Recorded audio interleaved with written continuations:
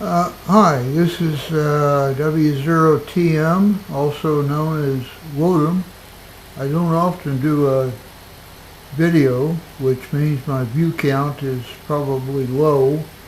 I hope someone else picks this up and makes it viral because I believe it is important.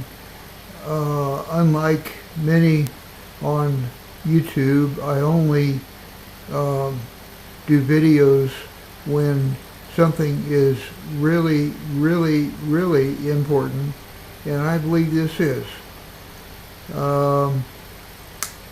Mandela Effect is real.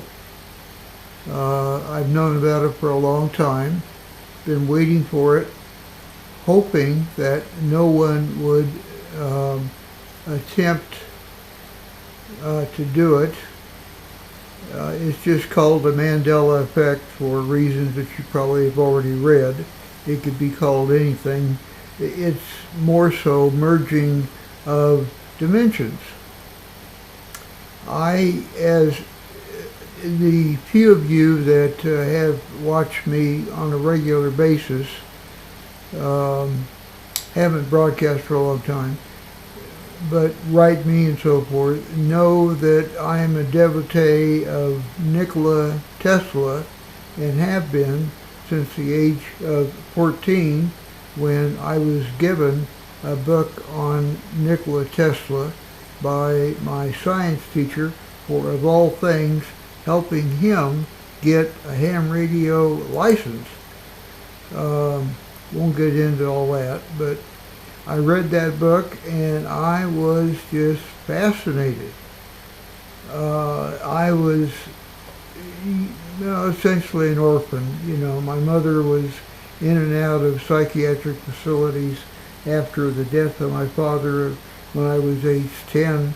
I helped raise my brother and sister, and we managed to duck the child welfare people who thought there was no adult in the house and were trying to catch us to put us into adoption. And at my age, even at my young age, I was not going to let our family break up. I had an aunt that for various reasons could not adopt us, but was nice enough to appear at appropriate times to appear to be my mother and tricked the welfare people. They couldn't do it today. There's too many records and, yada yada, so forth. But they did it then. I reached maturity. My sister and brother are both adults. Everybody's doing fine. They're still working. They have good job. Or my sister's working. My brother's retired. I'm retired. But we made it. Everything went fine. Life was okay. Anyway, I was fascinated by Tesla to the point that through a book lending program that was and still is, I think, in the Kansas City area, which is where I live, that you could check out a book from any library like within 50 miles. At the time, everything Tesla had written, had done, so forth, had been put into print and was freely available. I checked out every single book and read them to the point where I had them memorized. I then did experiments, testing, trying out his methods, and I actually made some of them work. I came up with some free radio parts through a ham radio program that I won't get into that, but I was able to generate several million electrostatic volts, which means no amperage but high voltage, which is very much a key to much of what Tesla had. Tesla, in his work, to get down to it, said that there is more than the dimension we live in. There are multi-dimensions, and he went on, if you really read in depth, to describe some of those dimensions. And if you really went in depth, you could figure out how to view at least some of those dimensions. He, being braver than me, I think, figured out a way to actually visit, so he said, claimed several of the dimensions, and in those said that there's at least 24 dimensions besides the 4 that we know, which is you have to include time to come up with 4 dimensions, but I consider time to be a dimension. Anyway, I simulated that. I was able to look into dimensions up to the 10th dimension. I've said this to friends several times who, of course, thought I was crazy, and I pretty much have kept things to myself, other than continuing to study many of Tesla's works. At the age of 16, and his anti-gravity theory, I managed to launch from outside a pair of pliers into the atmosphere, which by now is probably somewhere past the planet Pluto, back when Pluto was a planet. I could never get the anti-gravity. I couldn't direct it. I could cause things to levitate, but they would go wild, they would jump, they would jitter, you know. What good is that? Well, I went on to work for the Atomic Energy Commission, who, in a sense, essentially drafted me because they learned through papers I wrote for school of some of the Tesla work that I did, anti-gravity, time, space, faster than the speed of light, you know, many things that Tesla did. And theories that he had some theories that he could never make possible, because when he died, when he was murdered, as far as I'm concerned, he was murdered in 1943, the technology that he needed was not invented yet. Well, by the time I got to it in the early 1960s, it had been invented. Things like diodes, transistors, other gadgets, technologies, inventions. I was able to do inventions or prove theories that he could only guess at. I didn't pursue it much further, knowing that, what is the world? Even though I was only like 18, I thought, gee, if anti-gravity is given to the world, or free energy, like for instance, I had a motor that I kept running for 5 years with no power going into it until I turned it off. Moving things and, burning coal and oil and natural resources and so forth, all of that represents like 90% of the world's activity. It represents 90% of the fortunes, right down to the person that has $25 in the bank. All of those things, if we had true anti-gravity and had the ability with 3D, which is now coming up, true 3D to make anything we want at the push of a button, anything except for life, and that's being worked on, and I believe life is being created from nothing right now. I don't have proof of that, but that's dangerous. Anyway, where we are now is that Tesla said the dimension, we're the first dimension. We are number one. Tesla said that. He said number two is almost like us. It's almost a mirror. It's almost, like 99%. He went on to say, he talked about other dimensions, the fourth and fifth dimension. He didn't like too much because, well, I'll just say it, Satan, Beelzebub, Lucifer, whatever you want to call it, him, controls or has the fourth and fifth and maybe the sixth dimension. I have peered into those dimensions, and I definitely did not want to go into those dimensions. I peered into the seventh dimension, and it was a brilliant white light that filled the entire dimension. Tesla, in books, in writings that have supposedly been destroyed, you go to the Library of Congress and you look up those numbers, that a number of books, writings that Tesla did, which I have read.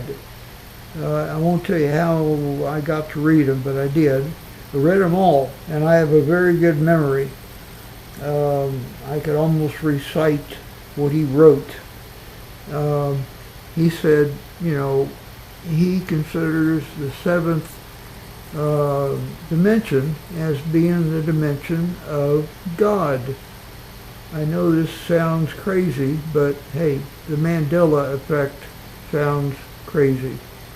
Eighth and ninth is just random, and I could find nothing above the 10th dimension, and in fact Tesla said he had gone up to the 24th dimension and found that he couldn't find anything. And he said dimensions go far beyond that, but he stopped at number 24 because he couldn't find anything. And I couldn't find anything either. So why are there dimensions above the 9th dimension, which is the last one that has anything in it? Why is there anything in life? I don't know.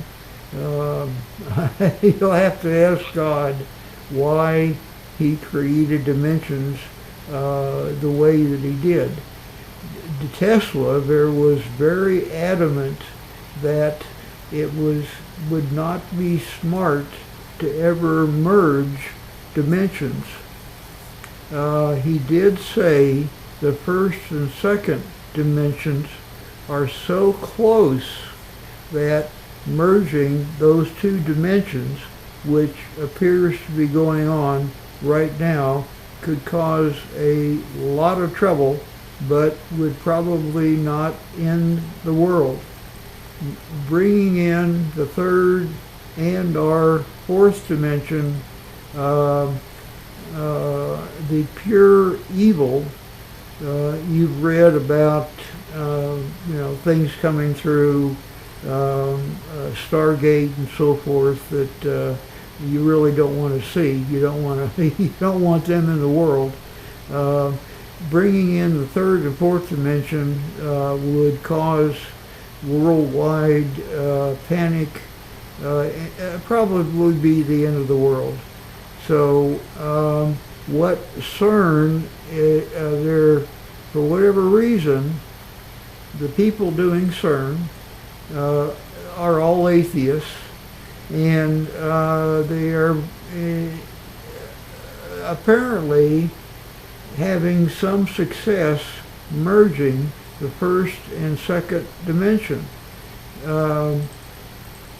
Tesla also said that each dimension is more powerful than the dimension below it. So if a merge happens, the higher dimension takes over. Well, that's what's happening right now. When you look at your Bible, for instance, and you see word changes, and you see things like Berenstain Bears and Chick-a-Flick, logos, and J.C. Penney, and there's been hundreds of examples of this Mandela Effect changing things, but so far nothing that is going to even hardly be noticed by most people. Of course, 98% of people are numb above, in my opinion, numb above the neck about called the New World Order, Illuminati, what's going on, so on and so forth. They just, if you try to bring it up, they just write you off as a total, that you're mentally unbalanced. So personally, I just keep quiet. I also know that letting loose Tesla technology in the world we have today, with so much fighting, country versus country, so forth. Unfortunately, the group Illuminati, New World Order, so forth, Bush family, Rothschilds, royal family, all of the 12 to 13 most powerful ones. Put in Bush and Paraguay into Google and just read about it. See what you come up with. Put in things like transhuman. Put in things like eternal life. Go to the website www.2045.com. See what you think about it. Go to the website immortalitybus.com. All those people believe that they're going to become immortal by becoming a transhuman, artificial intelligence, organic computer, long term. But coined by Ray Kurzweil, who used to be a friend of mine, and I used to do coding for him, but now he has sold out as far as I'm concerned, and he's interviewed on that 2045 website, and he told me one time he's an atheist and plans to live forever by becoming a machine. And he appears to be he's having success. Whether or not he's my age, close to 70, so he's running out of time. Will he make it? I don't know. But immortality for like the Rothschilds and Rockefellers and so forth are already here by organ transplants. Rockefeller at age 97 is on his 9th heart transplant, which of course no hospital would do, but there are ways to get organs, unfortunately, from people that don't want to give them up. But there's many things happening in the world that really shouldn't be happening, but there they are. So anyway, the Mandela Effect is starting to happen. How far will it go? I don't know. They're on the second dimension. They're merging the second dimension into the first dimension, our dimension. The second dimension is very close to the first dimension, if they stop there, it may never even be noticed. People will look at the Bernstein Bears and labels on other cans and candy bars and so forth, and the object of trying to get people to stop believing the Bible, they might succeed at that. I don't know how far they're going to go. It just depends if they're going to stop here or go to the third dimension and open up the Stargate, which they have in Switzerland with CERN, and allow in some of the inhabitants of the third dimension, and that's not going to be good. Watch any science fiction movie with some really bad things happening, and call them monsters coming in, and Satan directing the whole thing almost like a play. That's going to happen, or could happen, if they decide to go to the third dimension. The people at CERN, in my opinion, are psychotic. They are atheists. You can be an atheist. I'm not, whatever. I'm Christian, but if somebody wants to be an atheist, that's okay. But they have to be an atheist to have the mindset to do what they're doing at CERN, merging the second dimension into the first, which is happening right now, and then thinking, I'm sure they are, about opening up the third dimension. If that happens, look out. I don't know if there will be any place to hide. Our preppers or anything else will do you any good. The people of the New World Order that are directing this thing and paying for it, they may think they can control it, but I don't think they can. Open up the third dimension, I'll just say it, all hell will break loose, and no one will be able to stop or control what happens. And if they go into the fourth and fifth dimension, you can just write this planet off, as far as I'm concerned, and which is Satan's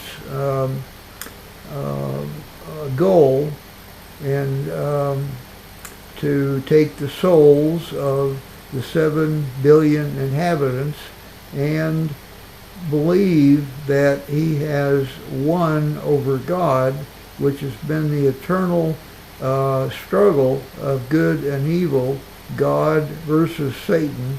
But God is infinity, and Satan is infinity minus one, which has infuriated him time immemorial. I don't see that changing. I have faith in God. I believe that whatever happens, Satan will not, the fallen angel will not become the new God. The Antichrist will not become the new God, and evil will not reign over the universe. So that is what is happening with what's been called the Mandela Effect. So now you know, Tesla was right. Everything he said was correct. Much of it has been supposedly destroyed, but I know it, and you now know it. It's supposedly was destroyed. All the papers were supposedly destroyed in the fire that killed him and 24 innocent, other down on their luck inhabitants of a pay by the night cot type living in New York City, and how odd that all of the papers and notes from Tesla's very small apartment escaped and were in pristine condition when I read them in the basement of a locked, very well guarded facility many years later. But Tesla was left to die in that fire while his papers and everything else were taken. So obviously intentional. So this is W0TM signing off. I hope I've explained things enough. If not, please feel free to put comments down, and I'll be happy to answer them. Take care. W0TM Wotum is signing off.